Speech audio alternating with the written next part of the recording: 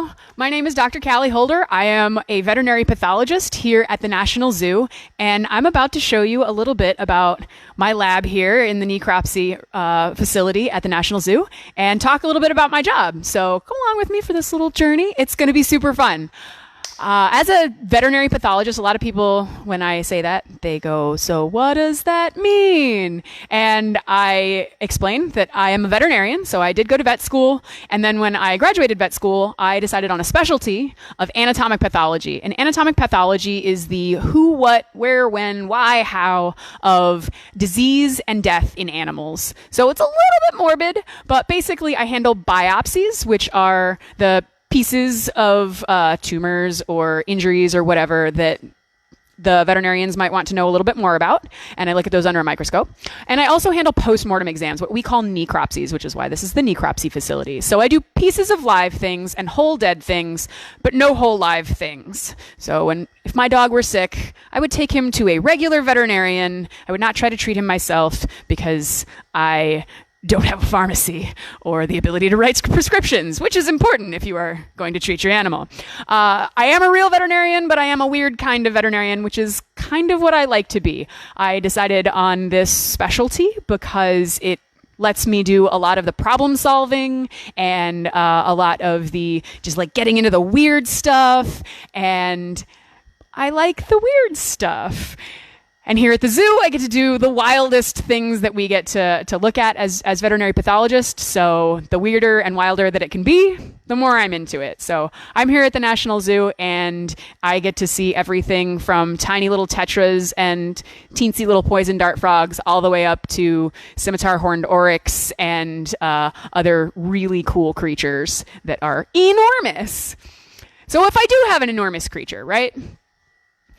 We are standing under a hoist track that will bring it in through the door in the necropsy, and it will hoist it up. We've got a hook over here that we will hook through the back legs of the animal and bring it all the way in. And this hoist can handle, as it says on there, helpfully labeled 1 ton. So this will handle up to a ton, which will do pretty much everything but the elephants. Elephants would have to be done off-site. But up to our bison and everything, which are going to be some of our other really large animals, they're going to come in here on that hoist. People sometimes ask me what the largest animal I've done on the necropsy floor at the National Zoo.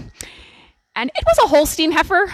So that's not very, like, people are like, what? We have a kids farm. And also Holstein cows are some of the largest, the Holstein Friesians are some of the largest breeds that you're going to run into. And they're a big milk breed. And we had an ancient heifer being that she had not given birth to a calf yet. And so even though she was very old, she was still a heifer.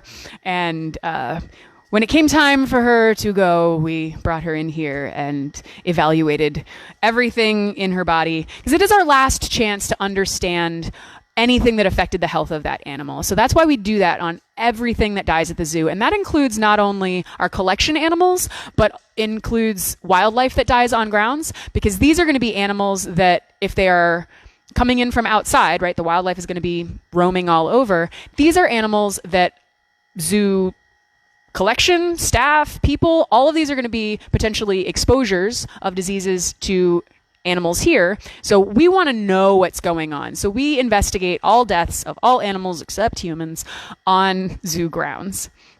I have some questions.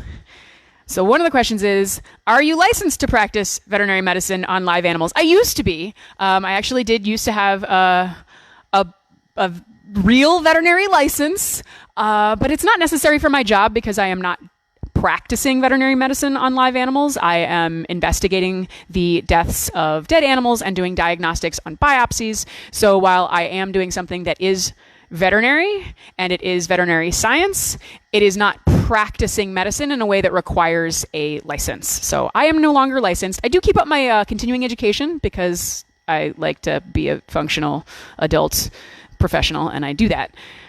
So I could pay the money to get reinstated, and it wouldn't take anything else because I've already passed all of my licensing stuff. Do we have any more questions that you want to pitch at me? I love questions. The weirder, the better. What do we have?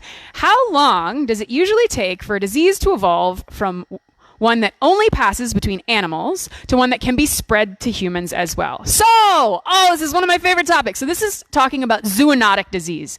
Zoonotic disease is a disease that can go from an animal to a human. You're like, oh, that seems weird and uncommon. Not actually all that uncommon. Something like 70% of emerging infectious diseases, so the ones that are popping up as either re-emerging or they are emerging for the first time, those emerging infectious diseases, about 70% of them can be transmitted from animals. So you've probably heard about the coronavirus in China. One of the suspicions is that it's come from animals. SARS came from animals. Ebola came from animals. Rabies is not really a big human-to-human transmission problem, but it did come from, most people are getting it from animals. They're not getting it from other people. So how long does it take? Well, so here's the thing. Most of the time, there's a chain of things that has to go in a certain way for that pathogen to acquire the ability to infect people. And so acquiring all of those abilities for whatever pathogen takes time. But really that last link in the chain is the one that takes it from being can only infect animals to can now infect people effectively. And so that last link could be very, very quick. But really the mathematical question is, how often does that happen, right? So it's going to be like, how fast does that pathogen mutate? RNA viruses, coronavirus being one of them, they mutate super quickly because they lack proofreading on their genetic material. So they acquire mutations more quickly. Some bacteria can swap chunks of DNA and trade up with, they get new abilities, basically. They're little power packs on those plasmids and things. So they can trade these chunks of DNA and gain new genetic material and therefore new features pretty quickly. So that last step can be quite quick. But how long does it take to acquire all of them? Well, it depends on how close they were in the beginning to something that could infect people. So it's really more of a thing that we predict more like weather patterns, like how often is there a 100-year flood? Like we describe floods as 100-year floods. It's more of a how frequently will that pathogen come up with that ability, and what is the risk over time? So it's a complicated question. It's a complicated answer, but that's actually a big part of what veterinary pathology is all about. We are dedicated to, I'm going to give you this piece of paper back. We are dedicated to understanding the disease of animals, but a big part of the relevance of that is that it's not only important for conservation, which is what we're majorly devoted to here at the zoo, but it's also relevant to human health because, as mentioned, all of those emerging infectious diseases, a lot of them do come from animals. So this is a concept called One Health, where ecosystem health and human health and animal health are all intertwined. And you can't really investigate one of them without accounting for the others and having information from all of those other sides. So here at the zoo, we have animals that come in, as mentioned, big necropsy facility. We got this big old hoist. Come up here, and then what I will do is a necropsy or a postmortem exam. So what I'm going to do is I'm going to open the animal up. I'm going to look at it on the outside, right? I'm going to read about the history of the animal and find out if there was anything important that had happened in the animal's recent past that was relevant to why it's here, dead, on my floor. And then I'm going to take lots of pictures. I take so many pictures. There should be a camera out here. That's actually one of our most important tools. And then what I do is I start to cut it open. Now, if it's a little creature, there's not a whole lot to cut open. So like a little tetra, I'm just gonna make a small incision with like a scalpel or maybe even tiny scissors. If it's something bigger, say like a fox or something, then I would need to take out each of the organs individually and investigate all of those organs. And we use a lot of knives around here. We also use a lot of scalpels and forceps and scissors and things. We look at all of the brains. So this is what's known as a skull key. You make a cut into the skull, and then you can start to crack off parts of the skull. That's super interesting. And then if you've got a really big animal, then you might have trouble getting through the ribs. So we use hedge trimmers for that, also known as rib loppers around here. If I say, please hand me the rib loppers, everyone on my floor knows what that is. It's these. Honing steel. We use a lot of straps and things to pick up big pieces of things. That 200-pound oryx that comes in, I might need to take a whole leg and move it somewhere else. Something small, the samples are going to go into here. They're going to have we're going to have formalin up in here. The reason why I'm not in a lab coat is we're not actually working with any formalin or any wet things. If I were working with wet stuff, I'd have eye protection and a lab coat and all of that on. But just because I'm touching surfaces that have been cleaned to within an inch of their lives, I don't need all of that extra personal protective equipment. We use power tools, and they're super fun. This is a striker saw. And this is what I use to get into a lot of skulls. So I'm going to turn this on, and it's going to be kind of loud, so I'm going to block the mic. Power tools!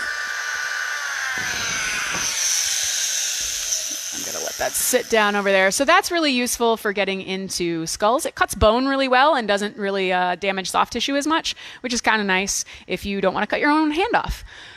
If we've got something bigger, this is a bandsaw.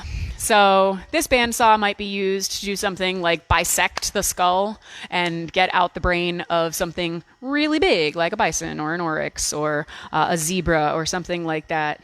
So I keep talking about oryxes. They're one of the kind of banner species that we have here at NZP and SCBI, which is the Smithsonian Conservation Biology Institute.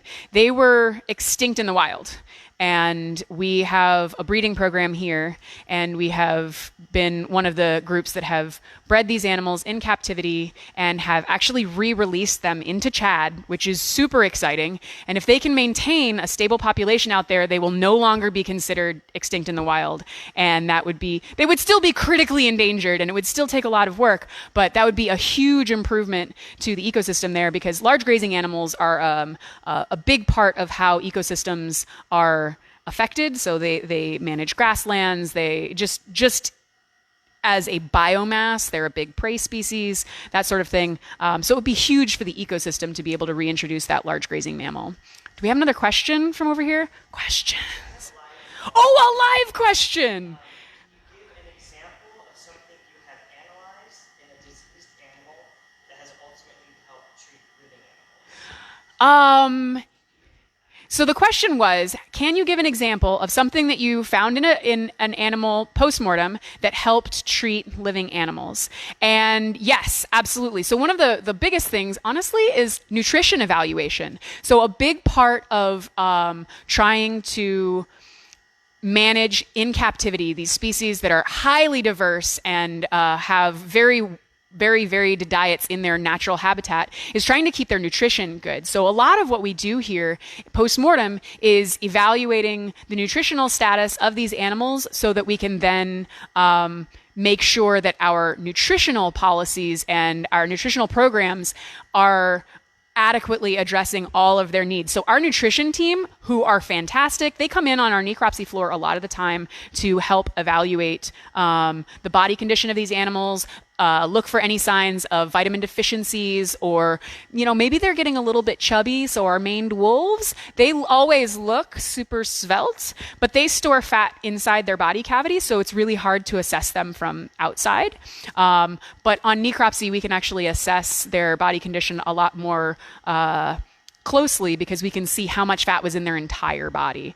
We also see infectious diseases. So, for example, I've diagnosed West Nile virus, which originally in the United States, this is a great story, you should look up this whole story, but originally in the United States, one of the major parts of figuring out the original West Nile epidemic in the late 90s, early 2000s was the veterinary pathologist at the Bronx Zoo. So shout out to zoo pathology.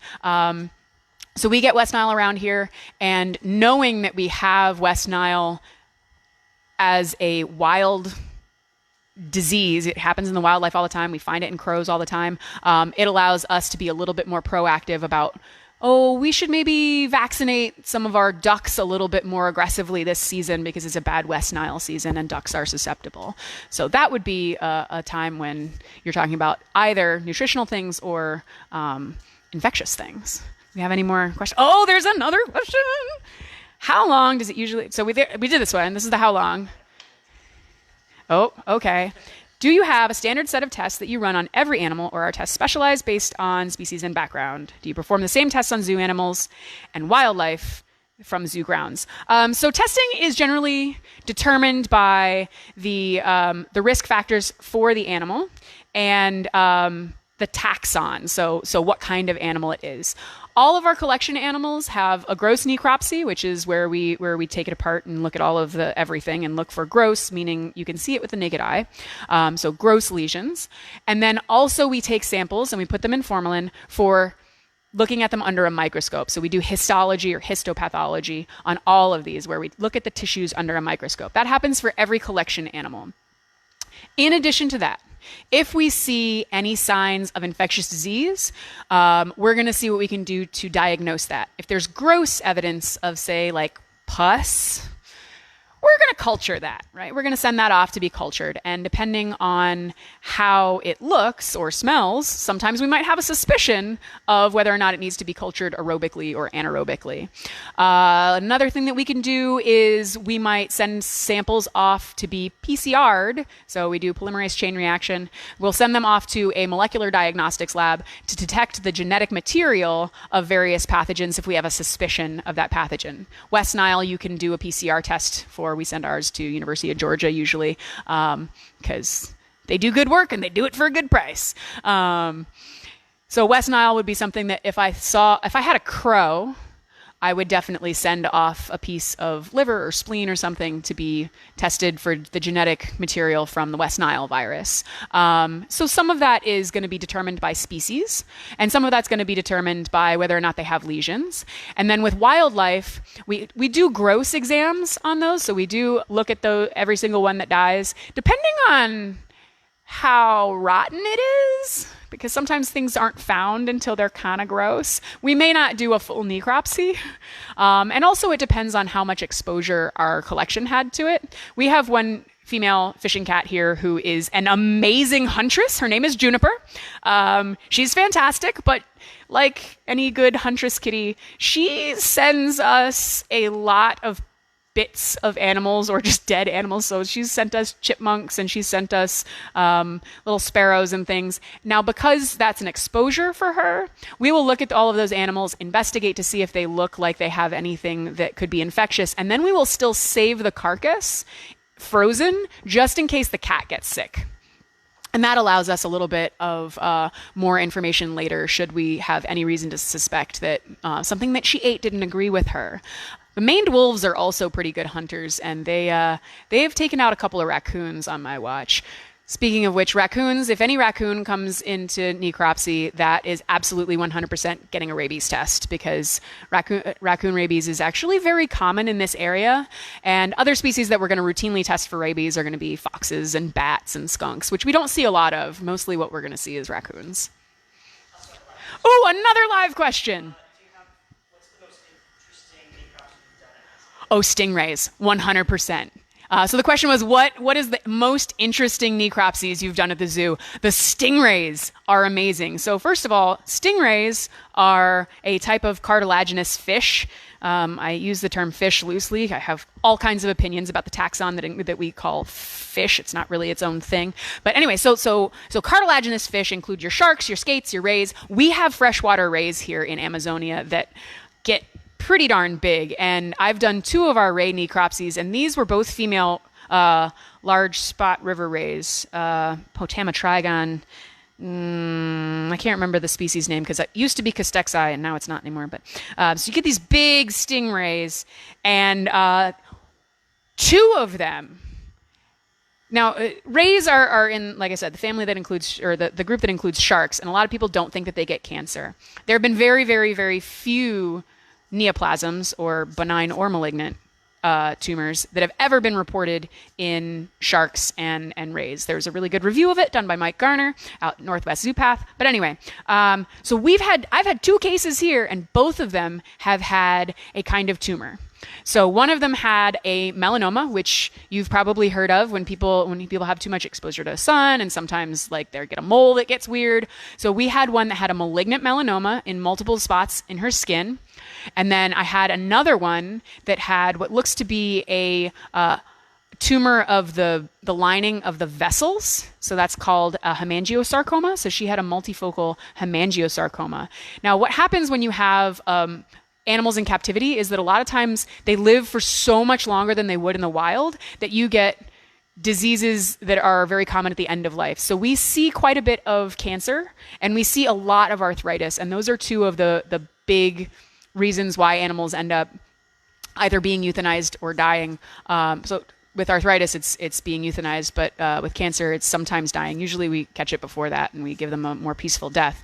But yeah, if you keep an animal alive long enough, eventually the joints are going to start to break or the cells are going to start to get wild. And that's what we had with these stingrays. And they're a weird, fun animal, but they're really, really interesting on the inside. And I learned a lot from them, and I got to talk about them with people, and I've presented some cases on them. So the stingrays absolutely have been my most interesting cases. I also really love the clouded leopards because they are the best cat. I know that we don't have much time left, but I'm going to tell you why clouded leopards are the best cat.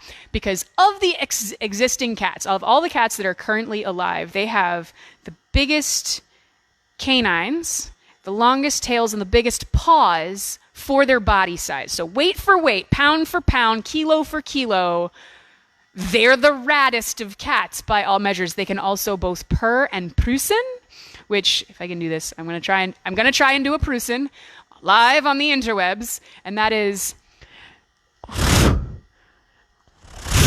so they have this, it's also called a chuff. So tigers do this, clouded leopards do this, and snow leopards do this. It's one of the coolest sounds that it's a nice sound. It's a I don't want to eat you right now sound, which is a really important sound to know about in animals. So they are super cool. They are also one of two species that can go headfirst down a tree, two species of cats that can go headfirst down a tree because their paws articulate at their wrists, the carpi, in a way that allows them to actually hang on. So the other one, there's one in the New World and one in the Old World. The New World cat that can do that is the margay, and the Old World cat that can do that is the clouded leopard, and they are super rad. So that is why clouded leopards are, pound for pound, bar none, best cat. So, do we have any more questions? Oh, yeah. So I mentioned the oryxes. So the question is, what are some other animals that you've had to bring in with the hoist? So I mentioned the oryxes, which are very large. We also have zebras.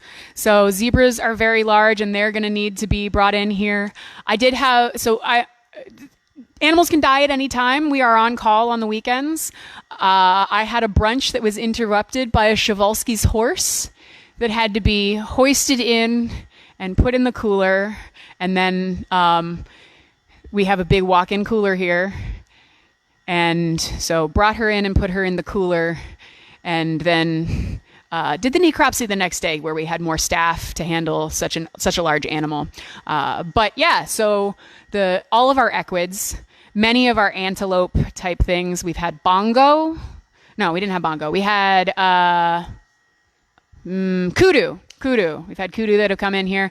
And even the white-tailed deer from the park, we've had to bring in sometimes with the hoist, depending on who's available and how much they want to work. Is there some lifting involved in this? One of the things I love about my necropsy floor, they're going to follow slowly over here. This is a hydraulic table. I am 5'9", and I am the shortest of the pathologists here at the zoo. And our technician is only about 5'4", so she's average height for a woman.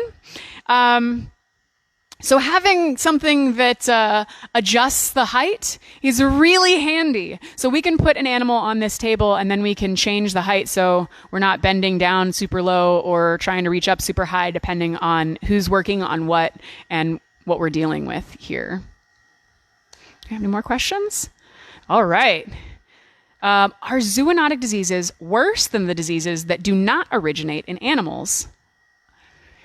They can be. So some of them are, some of them are not.